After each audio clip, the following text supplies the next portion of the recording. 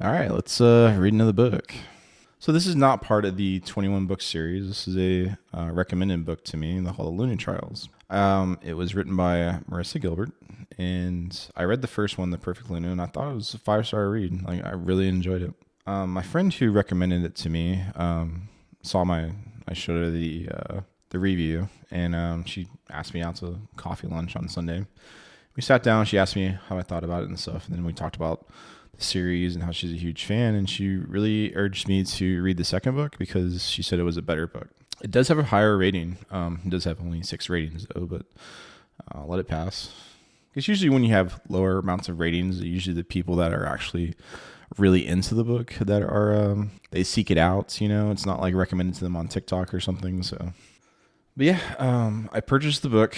It was only available for paperback, so I had to wait for it to be delivered to me. It came in a couple days ago. It's been on my nightstand, so I have the book here. As you can see, it's pretty thick and it's a chunky book here. And it's called The Luna Trials by Marissa Gilbert. And I actually purchased this one. I didn't borrow it from my friend. She's told me to keep the Perfect Luna, so I'm probably going to buy her a hardback cover of it and stuff, and thanks for introducing me to the series. And then my recommendation video got a bunch of Marissa Gilbert fans, and they all urged me to buy the book and said the second book was good. I don't know anything about the third or fourth book. I know that everyone, my friend and stuff, considers the second book the best one. So let's catch us up on this book. As we can see, it's a brunette on here instead of a blonde last time, and I was spoiled a little bit. This book is about Savannah, or Savvy. She is the daughter of King Gideon from the first book, who was the MMC of the first book. And she had a tragic story of she found her true mate, and the true mate turned out to be evil and was a traitor and stuff, and was working to actively kill her brother. So she rejected the true mate, but he didn't accept the rejection. I didn't know you could do that. I thought once you rejected it, it's kind of just happens, but it happened. So, and then we do. Looking back now, I'm like, I don't really remember what happened to the fate of her true mate, and now it's a sequel, so I'm sure he's probably going to show up in this one too. So, at the end of the first book, Savvy decides to agree to an arranged marriage with the King of the North. And she's like met her true mate. There's no other true mate coming. So she's kind of screwed on that part. So she might as well start to find someone that can be a chosen mate that she likes. And that's where we left it at the end of the first book. And I believe this book is about her. So here's the cover of the book. So we have this very beautiful and I mean absolutely gorgeous wolf right there. What a beautiful white coat right there. We also have this brunette, I love the moon. I love the stars and stuff. She's absolutely gorgeous. Love the long hair. I'm really thankful for this because my mental image of her was like a 14-year-old or a 16-year-old princess throughout the book. I think it like tried to say that she was older at some point, but like when King Gideon ever talked about his daughter, it was always like she was like young and stuff.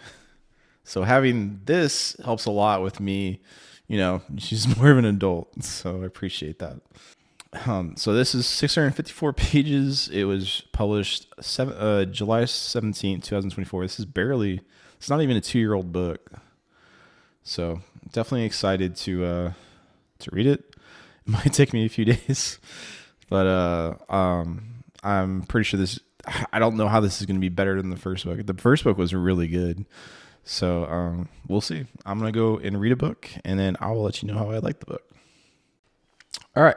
Read the book. It was a long book. I think it's probably the longest book I've read so far, at least on this series anyways. I've gotten into some epics.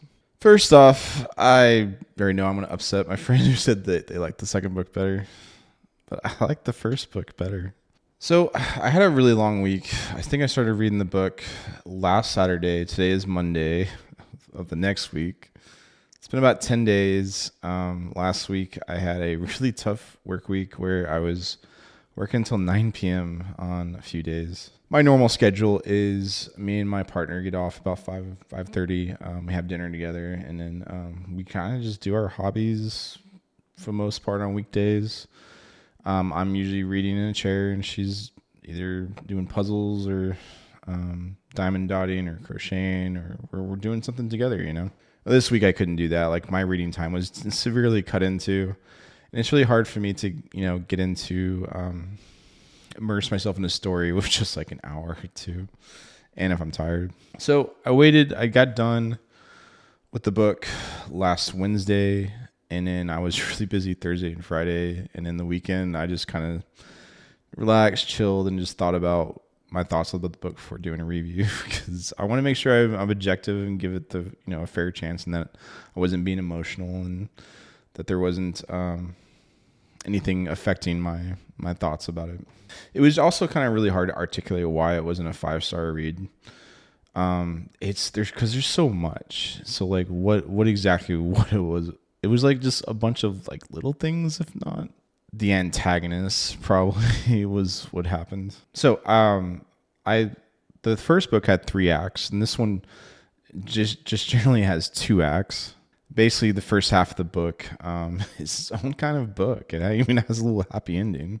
And then the second half, that changes, and we get a different story. Like, the tone changes between the first half and the second half. The first half of the book, I generally think, was the issues that I had, which was a 4-star read. I think it was still a good book. I was never bored. Like, I was feeling a lot of emotions here, frustration and anger. There was a lot of emotions happening, but there was no boredom. So if I'm not bored, you're probably not getting under a 4-star read. The second half was actually very good, and some of the author's best writing. I really enjoyed it. So I think together it was probably a 4.5-star read. And I think this story actually is better as a TV series. So let me give you context of what I mean. Why books are so much fun is that they have this internal dialogue that we get to be privy to during a book. The first book had this, where you have this secret we have with the protagonist, where she traveled back in time and she's trying to fix everything in her life. Like, she knows the thing, and she can't tell this to anyone. There's no dialogue that she can tell this to anyone. So it's so much fun seeing all this play out with her internal dialogue of keeping all these secrets that she has to keep for very good reason. In this book, Savannah, or Savvy, doesn't have secrets.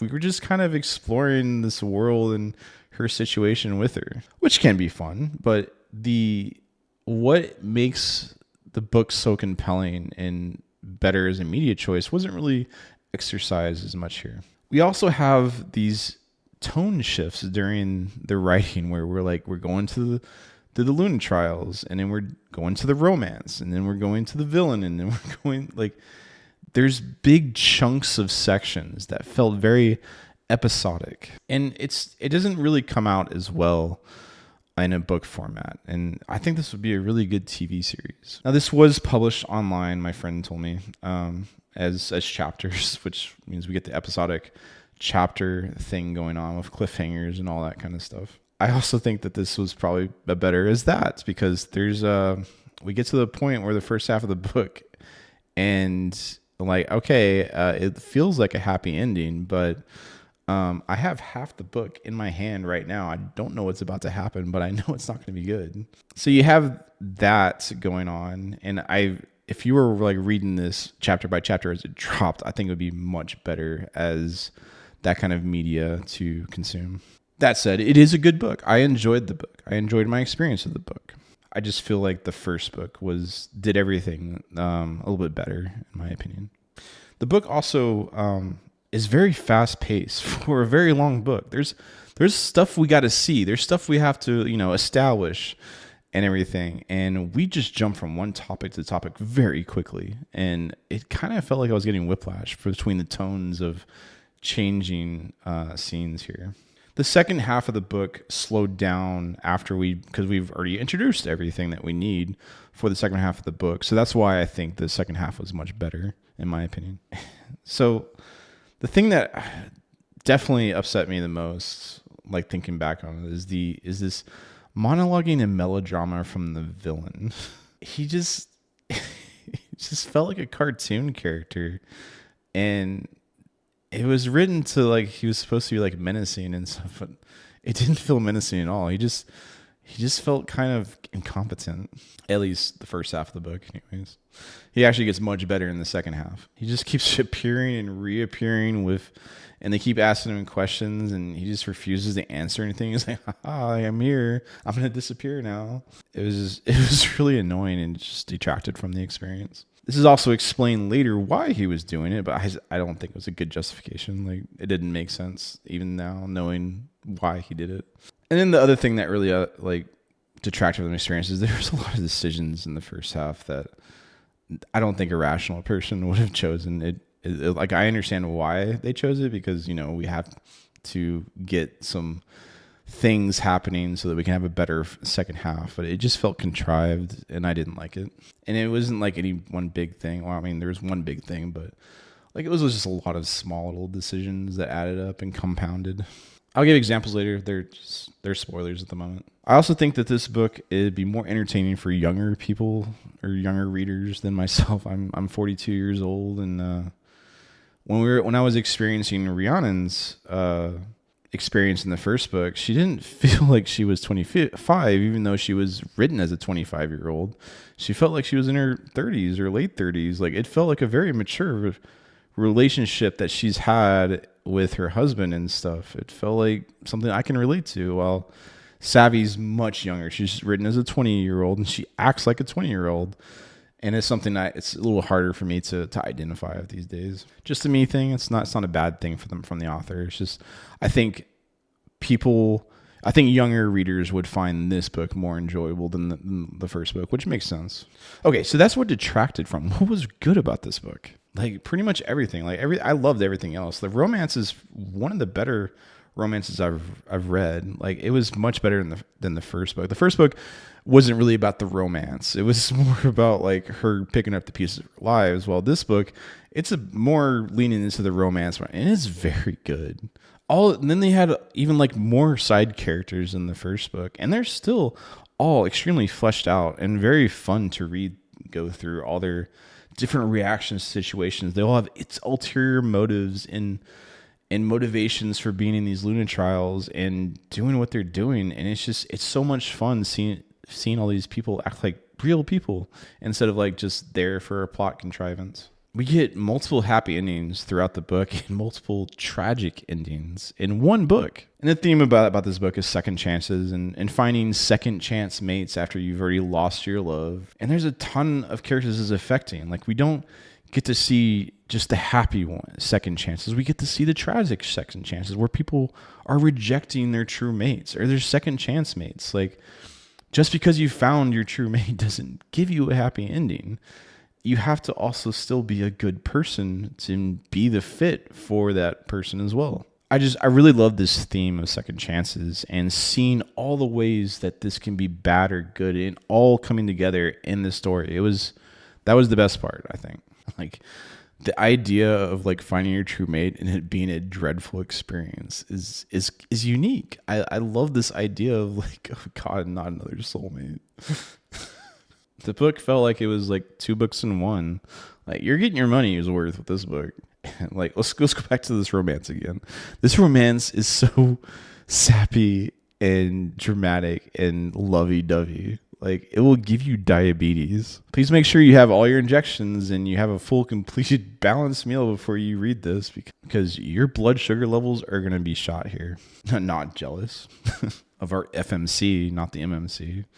I wish I could be courted by a king like this. And then we also start getting some more of the divine and deities and the lore behind this. Like, where there wasn't much history in the first book, while in this one we're going to a place that has a lot of culture and history in it and stuff. And that's part of the romance and why it's so romantic, is that the history and lore are part of how this courting takes place. I'm pretty sure it's like Scotland or something. I don't know. I'm not British, but it felt like the North and Scotland are pretty similar. And then you have the spice, and it gets a lot more spicier this time. We have advanced past vanilla sex, finally. And these werewolf souls inside these people are still hilarious. They're absolutely hilarious. So in summary, I think this book was a 4.5 stars. I like the first book better, but I understand why people would like this book better. It feels like it's more catered for a younger crowd than the first book.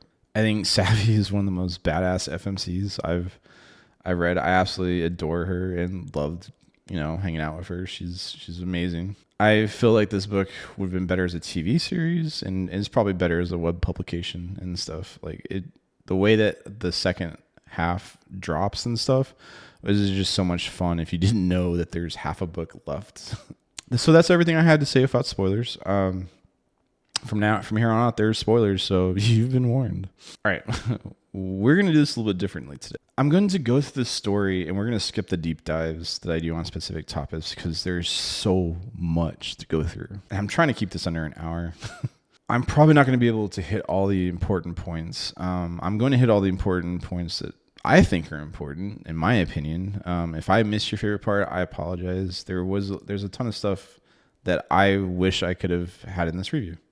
You can cope by checking out my t-shirt and go read the book again while angry at me. So we start with Savannah, her Savvy, who is a 20-year-old lichen princess from the West.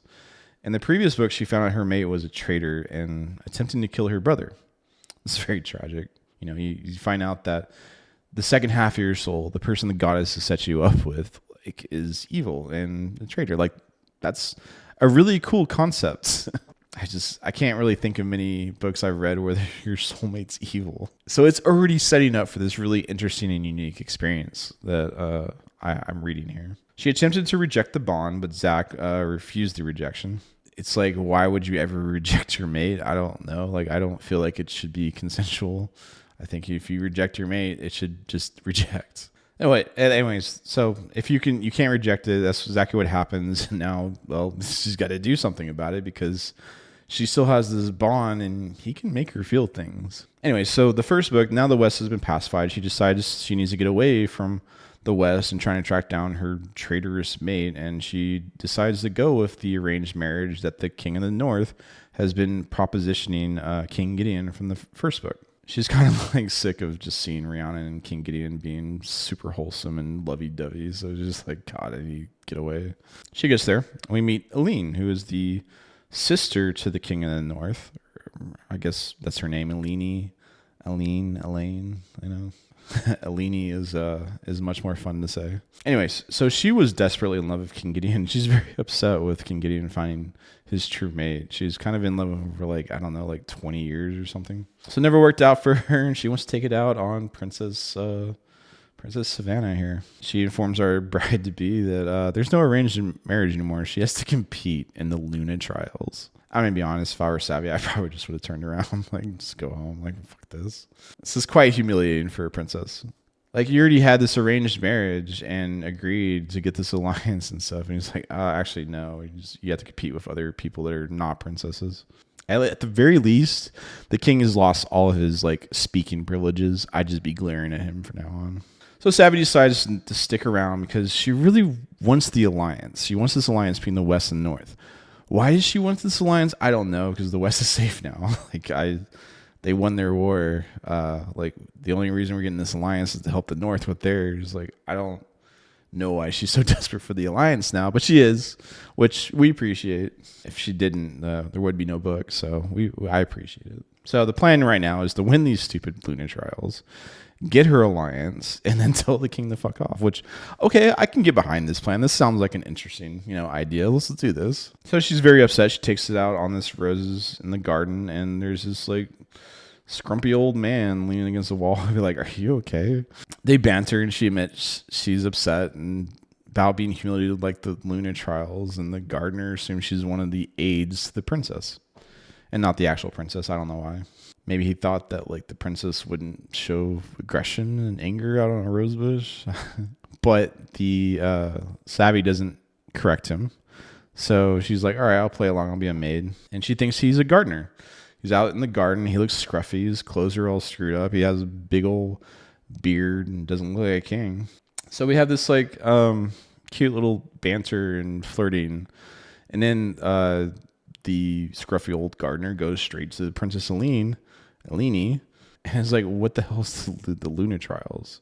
And she's like, brother, oh, welcome back from the north, which we were already in the north. So yeah, the gardener was the king, and he didn't know about the Luna Trials that is upsetting Savvy, which is kind of a cool setup. Princess Eleni is being a dick, you know, and then at this point we're like, are we still going with the Luna Trials? Like, but he, you know, then reveals that, you know, he doesn't want to have an arranged marriage. He wants to wait for his mate, so he wants to get rid of Princess Savannah from this Luna Trials. And I'm like, okay, I'm going back to hating the North again. It's like, you had your chance there, King. Like, you had your chance to like turn this all around, and you know, we can work on the humiliation you've caused, but like you're still a dick. Anyway, so Princess Eleni's like, all right, we'll get rid of Savvy. We'll have a Luna Trials. He doesn't want a wife, but she's like, this show must go on. We've already set this all up, and he's like, fine, you know, this king that is pretending to be an alpha, you know, submits to the princess's demand for Luna Trials without much pushback. Maybe, you know, it sounds like a little fun, I guess. He really wants what like King Gideon has, which is a true mate and stuff. They're very competitive between the two kings. What he really wanted was like this territory, which we don't go over, and we don't even explain why it's important. But he was trying to like use the arranged marriage to like anchor the thing. So like, I know he won't give up his sister, but maybe he'll give up the territory, but it backfired. He got the princess. Sucks to be you, man. It's hot princess for an arranged marriage. How can it possibly get worse for you, man? Anyways, he's frustrated. He wants to go to the library so he can find out about the Luna Trials, because the Luna Trials hasn't been a thing for like over 100 years. And our princess is quite frustrated. She also goes to the library to find out about the Luna Trials so she can win and tell the king to go fuck off and get her alliance. And once again, our maid and our gardener meets. It's quite flirtatious. Library meetups are quite sexy to me too. And then this is when we discover what happens when a true mate decides to get intimate with someone else, because Zach is pissed off about his true mate running away. So he starts getting on with randos, and it affects Savvy physically. She like drops to her knees and she's in pain and stuff, and it only lasts like 2 minutes. Yeah, she's on her knees, but it's not in a fun way. Not yet. Which immediately raises your questions. Like, is this a thing before you meet? Like, what happens if like they're 16 years old and your true mate has sex with someone in high school or something? Is it because they like were in bed together and they bonded? Like, they didn't mark each other. So like, I just have a lot of questions about these soulmate things, and I don't think I'm gonna get any answers. It's definitely one of those, you stop overthinking things, nerd. What about like with chosen mates? Like what if you got chosen mates and your true mates had sex with someone? Like, does that hurt you? What's going on? And I'm sitting here like, wow, that really sucks, Savvy. I wish there was a way for you to get back at Zach. I can't possibly think of anything you could possibly do here. All right, so these are all the components that we have that feeds into the first half of the book. We have Savvy getting into the Luna Trials. We have this maid gardener romance with the king, the secret relationship between the king. You have Princess Eleni, who wants to rig the elections against Savvy, and she keeps subverting that, and it's all a lot of fun. We have the two aides of Savvy also falling in love in the north. And then we have the king who's like, screw the Luna Trials, I want Savvy. He's fallen in love with Savvy. He finds out that the maid is like the princess and starts to court her. And then we have this villain that just keeps showing up and like, haha, look at me. I'm going to go disappear into the shadows now. Woo! And doesn't answer any questions. Like, what are you doing? Then you have like the king in the north who is like, yeah, I'm here to protect my nation. I'm like, you have these like villains running around like wherever they want, doing whatever they want. Like, I don't think you're doing really well protecting this kingdom. You also have all these other Luna trial people. Like, I think they were started with 20 of them, got whittled down to 12, and we meet the 12. And they all have these really cool personalities and ulterior motivations. And they're very catty and petty and feisty. And it's a lot of fun in the beginning to go through the Luna Trials. It's great. And then we also have King Gideon back in the West, who finds out about the Luna Trials and like brings an army to come and get Savvy back. He's like, what the hell are you talking about? during the day, lunar trials happen. We do puzzles and stuff like that. And during night, the king and Savvy go moonlight as a secret couple, going out being normal people. And this is what I really like about this romance, is that we have this king, we have this princess and stuff. And what makes them fall in love is going out and him showing her like who he truly is when he doesn't have the king crown and stuff, being nice to the locals and showing her all the history of this world. He takes her to a local pub where he has like initials carved on the table where he was there as a kid with his parents and stuff. And he's showing her all the romantic locations where you can see the stars, and he's so excited to show her all this. Because she's very upset with him. He's disrespected her with these lunar trials and forcing her to like compete for his love. But there's no competition. He's already chosen. And he takes the time to really court her. And it's very romantic and believable the way that they fall in love. It doesn't feel like lust for him. For her, she doesn't really put a lot of effort into it. She's just kind of being romanced and courted and stuff. Like she's, understandably upset. She's not putting a lot of effort in. But the lengths that the king goes to make her feel comfortable and safe and that she's loved is so endearing. And I just loved that. It was like 30% of the book, and it was beautiful. Because like we have the lunar trials, but then he's like, I've already chosen you, so let's go. And he takes her to this like royal cave that only the royals are allowed to be in, the king and the queen and stuff. And he gives her this really gorgeous necklace and stuff that only the queens and lunas throughout time have been. And there's like all this lore on the cave, and they see these hot springs that are luminous and beautiful, and only the king and queen can be there. It's like really like believable that he's chosen her. Like how can you not fall in love with this guy? Like it's so much fun. And then they find this cottage in the mountain when they get snowed in by the North's first snow for days, and the lunar trials are still going on. They're like, where's the king? Where's Savvy? Gosh, I hope they're not doing anything explicit. I hope they're not eloping. Like, oh my god, the amount of pettiness that these girls are going through, like fuming knowing that Savvy's with the king for while they're going through this blizzard. It's just hilarious. And the author really ramped up like the spice and stuff at this scene, and it's not even the best part. Like the second half of the book has the best spice scene. We'll get to that later. But seeing this king just go through this sappy romance of Savvy after everything he's done to her and stuff is well deserved. It's a lot of fun. It feels like justice being served, and it will give you diabetes. Like this, I feel like this should be like a biohazard. Like just be very careful with this. Check your blood sugar levels, please. It was really, really sappy, but I really enjoyed it. It really worked out really well. Okay, so the lunar trials have ended. The king and queen had decided, to be with them. They go to their marking ceremony, and this is where we end the first half of our book with this marking ceremony. And I'm like, because it feels like a happy ending. Like they've got away from the villain and stuff. He didn't accomplish all of his goals. The North is turning against him for destroying a town and stuff. We get to the marking ceremony, and then I'm sitting there with like half the book, like this, like, wonder what's going to happen in this other half of the book here that I'm sitting here holding in my hand. Like, is this really a happy ending? And that's exactly how it felt. Like, something's about to happen. I'm so shocked when everyone starts dying.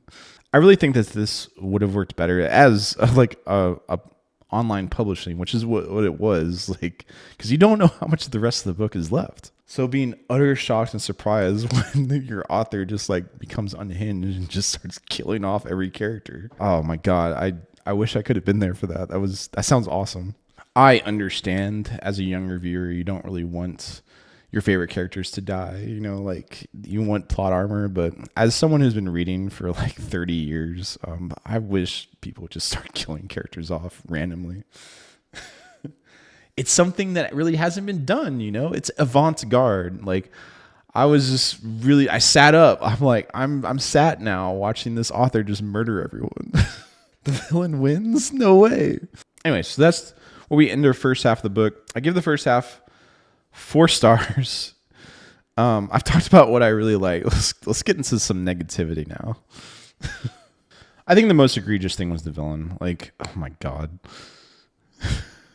Dude makes like the worst decisions constantly. Now, later in the second half, it kind of explains these decisions, but I still don't think it was a good decision. It was just really bad decisions. He keeps showing up to see Savvy, and he's just like, I'm here. And then she starts asking the questions like, I don't know any of this stuff. Answer her fucking questions like a normal person. Because later on, we find out that he thinks that she's like a second chance mate.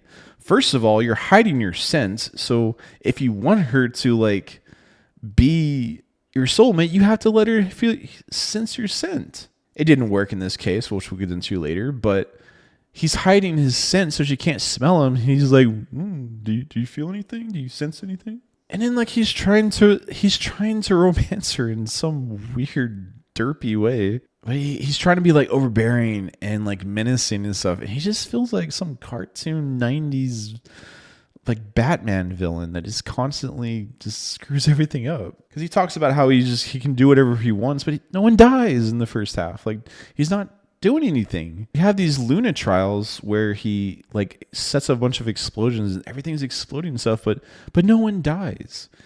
He ties up two of the people that are emotionally connected to the king and Savvy, but they go and rescue them. There's no one dies except for the one person that we don't care about anyways. And then like, what's the reason for him to destroying all of this culture and history of the North?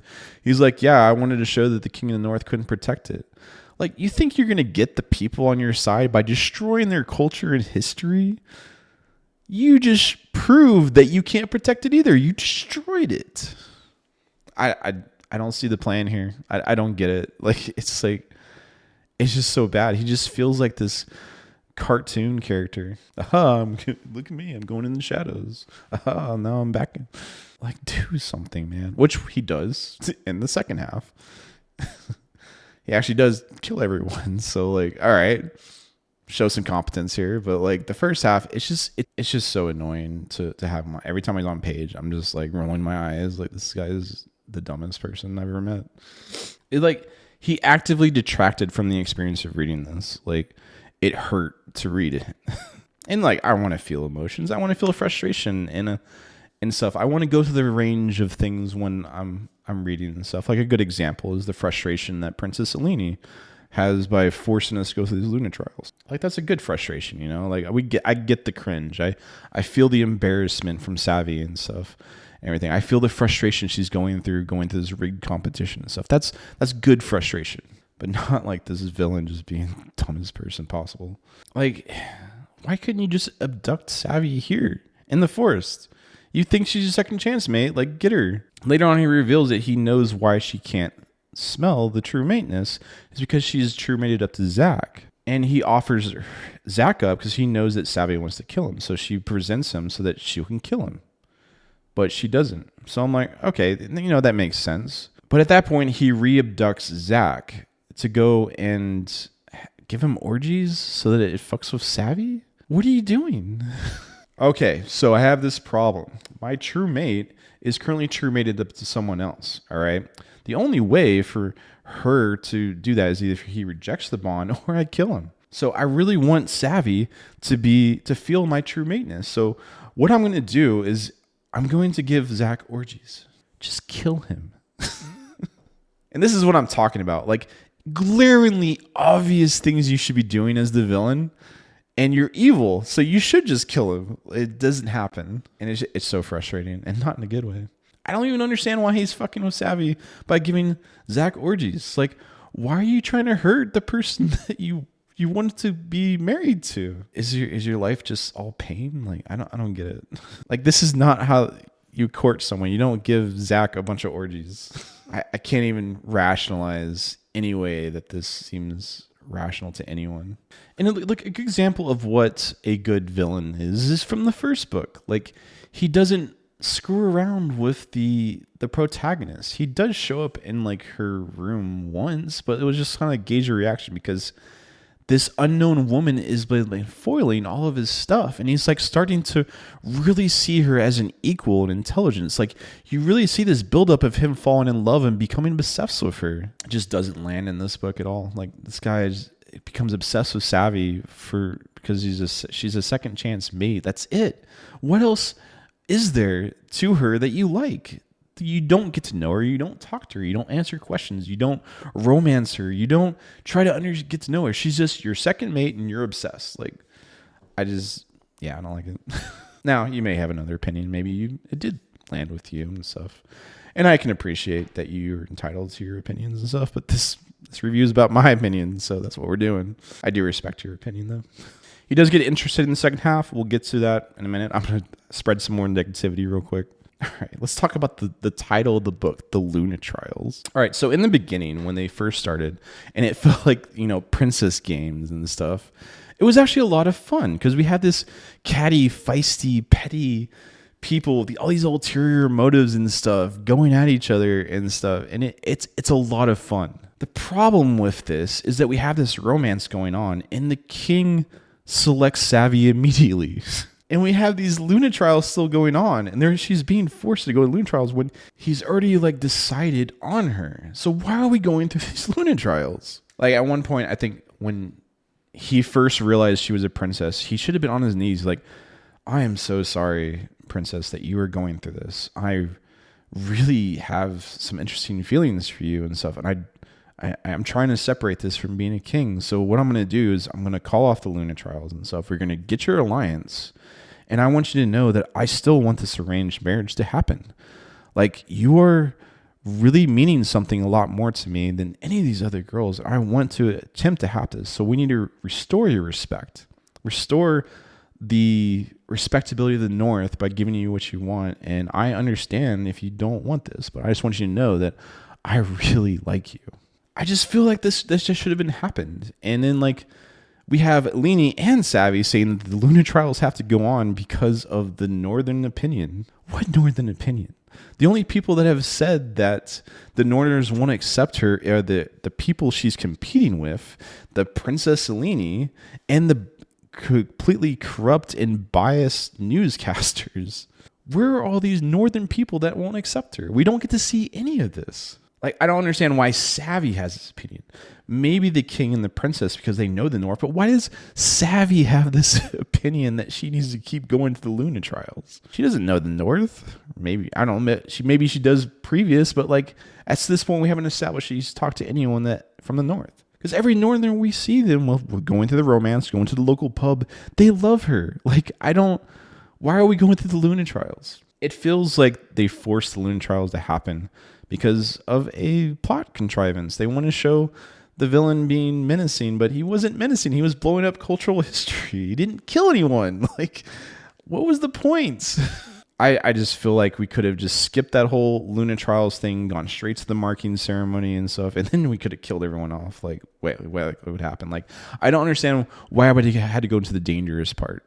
Oh gosh, yeah, we control all the media and inform the public opinion of what they want. But yeah, I just can't possibly imagine what we could do to get the public opinion for Savvy if she doesn't finish the Luna trials. We have this villain who walks among us, and the Luna trials will be on the border of their planet. Well, we it's safe.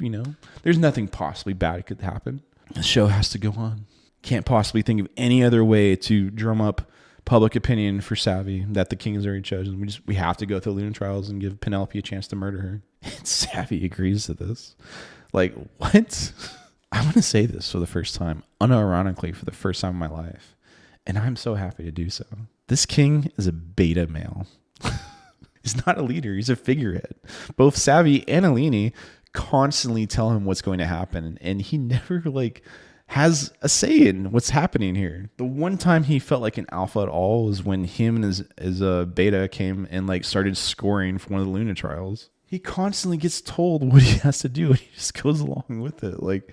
Dude, fight for yours. Just cancel Luna trials. You've got your girl. What are you doing, man? You're the king. They're going to respect you, and they control the public opinion like we've established. Just end the trials and then get everyone murdered. King Gideon comes up and says, you can't protect Savvy. You can't protect this nation. You can't protect anyone. Why do you think Why would I think that you should have savvy? And I'm just like, King Gideon's spitting some facts here. This dude is a beta male. He's not a leader. He's a figurehead that everyone controls the public opinion around. I'm like, don't call yourself an alpha. I pull some fucking rank, King. Anyways, I felt like that part of the Luna Trials where the dangerous part was completely contrived, and I just didn't like it at all. I don't even see the point of why we did it besides getting Penelope killed. Like, that's it. And in theory, this Luna Trial was like interesting. It had puzzles and traps, and the catty girls can fight each other and kill each other. Like, it's pretty brutal and cool. It's just none of that happened. The one person that died, Penelope, was killed by our villain. Like Savvy didn't even kill her. It was not a great experience for me. Okay, so that all sets up for the villain to actually do something competent, which is he poisons the wine of these people at the marking ceremony, and everyone dies except Savvy. So the Luna Trials are over. The king accepted Savvy, and we get to the marking ceremony. And then everyone, one by one, falls over dead and drops their glasses. And everyone's dead. Savvy's on her knees, like, oh goddess, what just happened? And Zach comes in. Comes to claim her. He's like, yeah, everyone had to die for our love. She like rips his heart out, emotionally, spiritually, and quite physically in her hands. Thank the goddess. Thank the goddess. Everything about this marking ceremony I absolutely loved. Like, you have this villain running around planting explosives, doing whatever the hell he wants, and you think that, like, yeah, our marking ceremony would be safe. Like, how could you possibly interrupt that? Like, these people just don't make good decisions in this book, or at least in the first half. And then our villain decides to collect up Savvy after she murders Zach in front of everyone. And, like, she's hurting from the true mate tingles and stuff. She's been drugged, and we reveal who our two traitors are, Bridget and Astrid. And we move on to our new kingdom with Savvy captured. I wish, like, I had seen this, like, as it was dropping and stuff. I feel like the emotional impact of all this would have been so much better knowing that there's not another half a book left for me to read. The author just gets unhinged and kills everyone's favorite characters. That sounds like so much fun. Like, I'm reading some other publications online. There's one that's like 17 books deep right now. And we drop a chapter every day, and it's just... I wish he would just start just murdering everyone. And in this book, tone shifts very dark and very quickly. Because you have Savvy, who's chained to the beast, the villain now. He's in his werebear form, and he's taking her home to the king, his kingdom and stuff. Because that's their tradition. The Luna rides on the werewolf or werebear shape and stuff into the kingdom, but she's chained down. She's drugged. She's crying. Her brother and her lover are all dead. She had Rhiannon is now dead with her baby and stuff, and she's like so sad. And she's about to be taken to a marital bed and probably be forced to have sex without consent. And it's horrifying. And there's no one coming to save you. All the people that could save you are all dead. Like, it's hopeless. I was really enthralled with this new tone and direction. I was like sat up. Like, I was just like, thank God. Because like the Luna Trials was not going well for me. And it was so nice seeing the villain do something intelligent. So at this point in the book, I was like, okay, she's probably like going to kill herself and get reincarnated, and we're going to do a time loop and stuff. And then I was like, oh God, I have to go through the Luna Trials again. Which I guess it would have been better her knowing like what's going to happen. So like maybe she could like change things. It would have been an interesting book. I'm glad it didn't happen. I don't think what really happened was much better. So there's a traitor. Astrid, she's a traitor. She poisoned everyone. But she is a traitor to me as well. Because not only did she not poison everyone, she gave them a sedative that made them look like they're dead. She betrayed me now. I was so angry. I'm like, Astrid, you traitorous bitch. I mourned for all of them already. How dare you not murder them all? Can't believe you would betray my dramatic tension this way. I'm sure all of you are rooting for them to get back up and live and stuff, but I wasn't. And I'm like, come on, the only people that die is like Inga and Celia. Like, I think they died. They didn't really mention it and stuff. Like, everyone gets back up. Can we have someone die? Can I have some dramatic tension here? I have to keep repeating to myself that there would be more people upset if they didn't get back up. Like, I can cope with that. Like I was so close to having this amazing story. Helps my coping. All right, so before everyone gets up, we have Fenrir, the wolf-like god, and resurrect Kai in exchange for their firstborn child. And what's funny is like that's not the only time someone asks for their firstborn in this. I'm like, I feel like this is going to be setting up for future books here. Anyways, so Kai accepts the firstborn child thing so that he can live and go and help Savvy, because otherwise he was going to werewolf heaven or Valhalla or wherever the hell they go. It's not really explained. He's turned into some like legendary wolf thing. I'm confused. The wolf inside him is confused. Like I don't know. I don't have a lot of context for what he gets turned into here. But he's like a legendary lichen wolf thing now, and he's icy, shoots spikes. What I don't like about this is quite literally a Deus Ex Machina. Like, we have this trope of gods and divine coming to save people out of the situations they got him into, and this trope has been dead for 2,000 years, and there's a reason why we don't like it. Our protagonist got lucky as hell. Like, I want to read stories where the protagonists have the agency to get themselves out of the situation they have and not be saved by some divine entity. It's not really compelling. Anyways, I am fine with this because in this case, this isn't really relevant until like the latter half of the second half of the book, because Savvy doesn't have the Deus Ex Machina, and she, for the next 30% of the book, spends the time getting herself out of the situation she's in. She thinks everyone's dead, and she's captured, and there's no one coming to save her. She's not a princess in a tower waiting to be saved. She's going around looking about what she can use, being resourceful. She's being charismatic. She's seducing our villain and stuff to keep him away at bay and stuff. She's faking medical emergencies and stuff. Savvy is quite literally savvy. And it's so much fun watching Savvy get into this position where it's extremely dire and horrifying what she's being put through.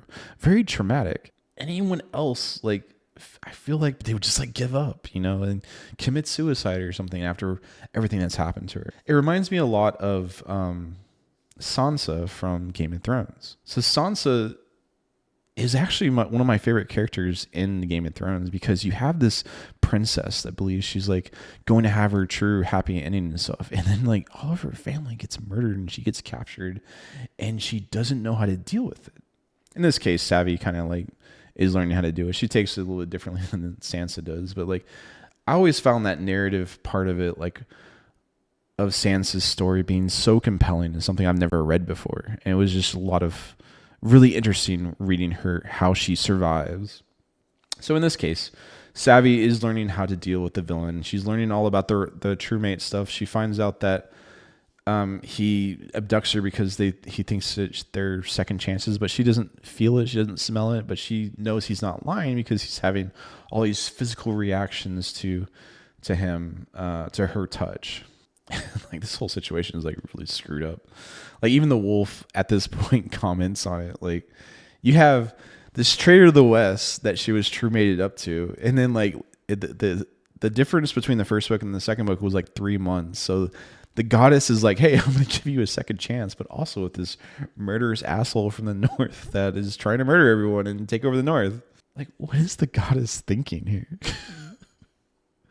And I'm still like confused how like you lost half your soul, so I'm gonna make this other soul that was already around also become your half soul. Like, I don't know the logistics here.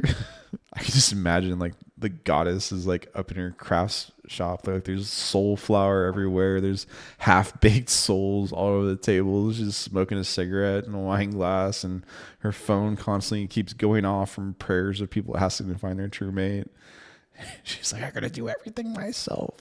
And the wolf speaks up. She's like, if we kill our second true mate here, I don't think there's gonna really be anyone that's gonna give us a third chance. And at this point, after seeing what the goddess has been doing, like, I don't think we should really be with anyone.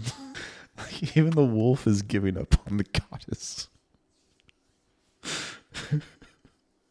All I know is just like the true mate stuff is not romantic for Savvy in this one.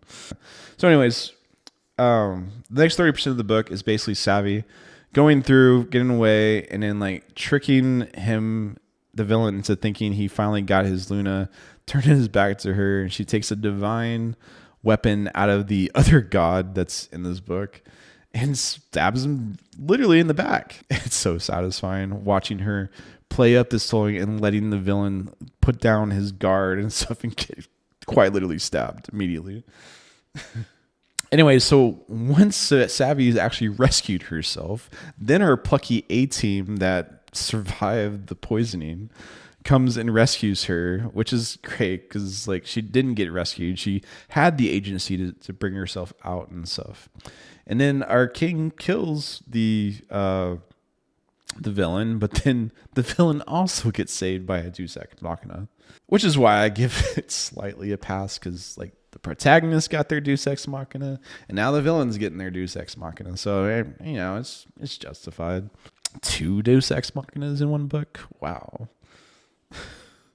All right. So then after this very traumatic thing where Savvy's very suicidal and like very traumatized with the possible of non-consensual sex and being captured and thinking all of her family's died, we meet King Kai, and they're like, oh, let's go back to the cottage and have sex.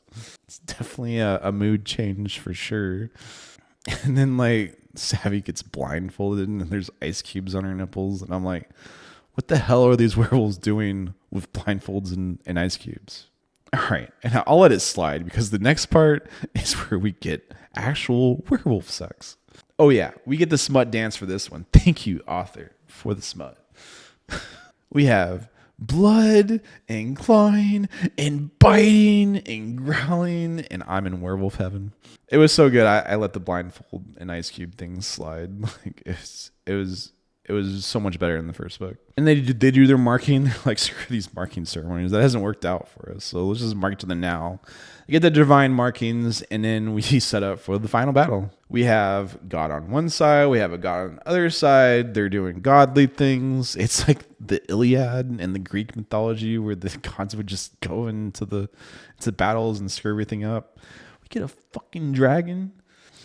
Like, it gets incredibly Greeky for sure. I'm not really here to talk about the fighting. I think it was a lot better than the final battle in the first book. It was very epic, and it was very epic, and it was a lot of fun to read through. But I'm really here to talk about the romance. This review is already getting pretty long. It was pretty good. I really enjoyed the ending. I didn't care for Bridget killing our villain. Like, what does she have against him? Like, I feel like anyone else could have done it. I was very upset with Aspen dying. That's the one you kill? The guy that is super lovable and huge and like such a great personality. He's true-mated up with a traitor who immediately rejects him for no reason. He goes through all this pain. He loses his legs. And he has one night with Bridget, and then she immediately betrays him and like disables all the security and stuff. And then he goes out on the battlefield and dies while she lives. I was so mad. I was like, why? And those are the emotions that you want when you're reading. That's a perfect example of how to kill off a character. Good job. I'm very proud of the author for that one. Like, that one stuck, I hope. Maybe she has plans for another book, but please don't revive them. Anyways, we have the villain's dead. The gods have been foiled for something. These gods are just... They came out of nowhere for me. Like, I think that I was told the third book is about the gods, so I guess it's setting up for that. Savvy and Kai have their wedding ceremony, and surprise, Savvy is pregnant. Kai's like, what? No way. I don't know why you're surprised. Like, you spent like 30% of this book icing her cupcake without a piping bag. I feel like you should be more surprised if she wasn't pregnant. Anyways, so that's where we end her book. She becomes queen. She's coronated, and that's happily ever ending. It was beautiful. In general, this is how I felt about the book. I know that a lot of the first half was explained in the second half, which it did make it better. It just didn't. I still had to go through the first half. I don't think the justifications were enough to warrant. It felt like it was really kind of half baked. The first half, it was really more just like setting up for the second half, which admittedly was very good and very interesting to read and very compelling. And it wouldn't have worked as well if it hadn't been for the first half of the book. So give the first half of 4 stars, the second half a 5-star. I think overall the experience was like less than a 4.5 star. I don't think all these elements came together as well as the first book, but it is still a 4.5 star. I think the tone shifts constantly from romance to the Luna Trials. It didn't really land as well. And then we had this Game of Thrones feel for the second half and its epic battles, and it was beautiful. I can see this better as a TV series. I think the tone shifts work better for like an episodic TV series than a book. I'm going to let all my TV producer friends know, I'll let you know. I really enjoyed this romance compared to other books I've read. Like, it was sappy and sweet and gives you diabetes, but it wasn't cringe or bad or anything. Like, it genuinely felt so amazing watching King Kai be so excited to show Savvy all these things. It was like showing her all the things that he loves. I really enjoyed this theme of second chances because we got to see these second chance mates just constantly reject each other and not be the correct choice for each other, Like Savvy goes through 2 true mates that are horrible for her. And it finally gets a third one, which was the king, Sure, whatever. I love this idea of like the soulmates not being the perfect fit for you. Chosen mates are so much more romantic in my opinion. I mean, even if you're fated to someone doesn't mean you can't fuck it up and be someone unworthy for them. I mean, it doesn't mean that they don't have free will and agency and they can choose to be evil and hurt you. Just because you're soulmates doesn't change that. So be careful when finding your soulmate. They might not be the person you wish they were. And make sure you're the best possible person for when you do get a second chance for a soulmate or your first chance or third or fifth. Anyways, thank you, Marissa Gilbert, for the wonderful book. I did thoroughly enjoy it, even if I was a bit negative about some of the parts. I hope you enjoy my coffee money, and I will see you in the next one.